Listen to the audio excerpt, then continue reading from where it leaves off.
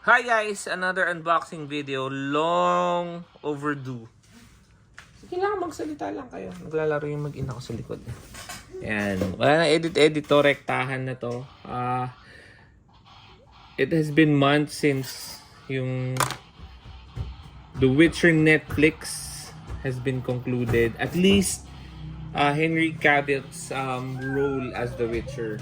Hindi ko pa rin siya natatapos. Matagal nang sinasabi ng asawa ko na buksan mo na yan! Buksan mo na yan! Gusto kong makita.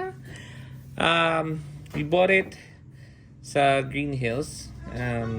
It's the Netflix Witcher Geralt figure. Sabi ko kunin mo na yan kasi papalitan na si Henry Cavill as The Witcher. So, dinamonyo ko siya basically.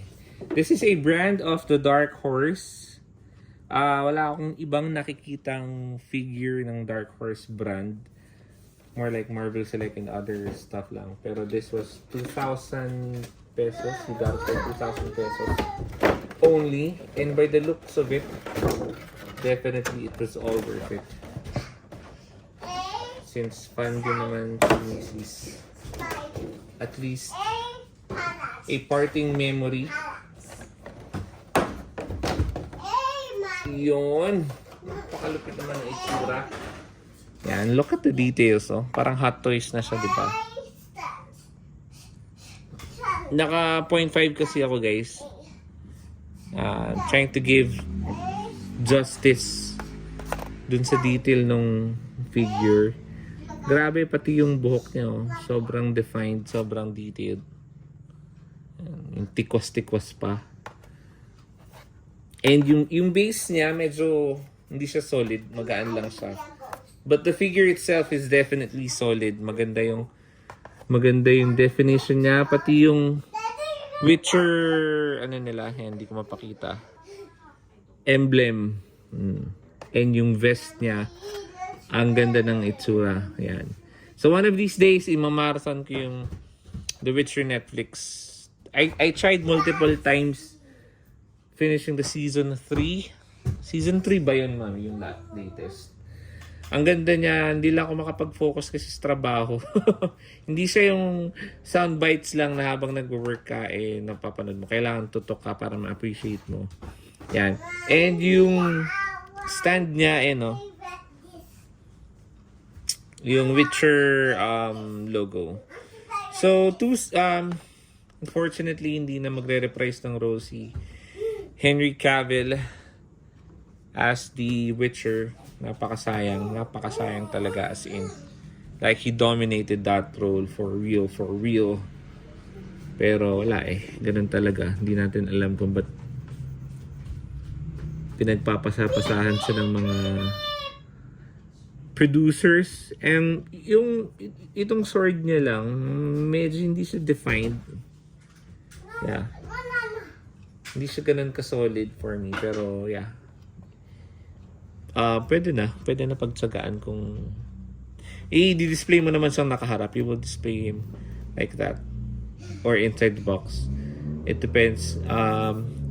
Si wifey kasi nag-unbox ng mga display talaga. Like, talagang nilalabas niya ako.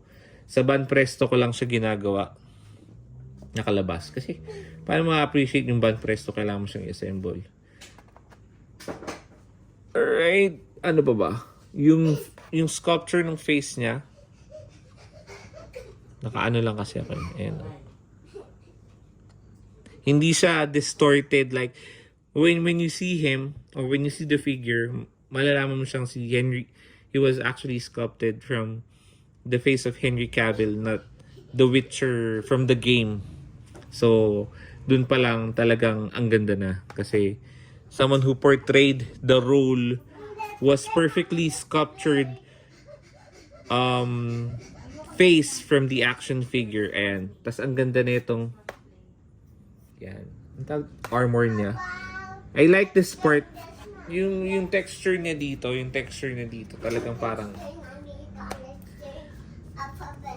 plated leather, may ganun ba? Kung may ganun. And yung definition nitong forearm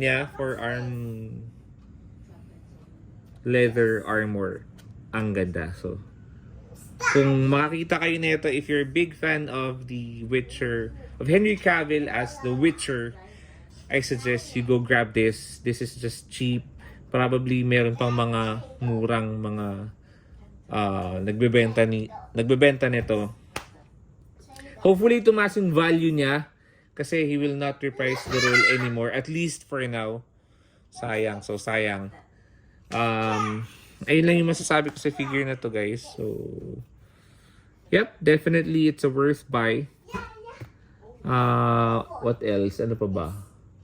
Ang galing talaga yung definition ng mukha niya. Doon ako na-amaze. Hindi siya yung parang cheap sculpture lang na pag nakita mo parang sino yan? Parang gano'n. So yeah, definitely worth it. Okay, that's it for now, guys. Napakatagal kong bago in-unbox to. I think more than 6 months or magwa 1 year na since we bought this figure. Alright, thank you for watching. Hope to see you again, guys. Ingat, stay safe. Bye.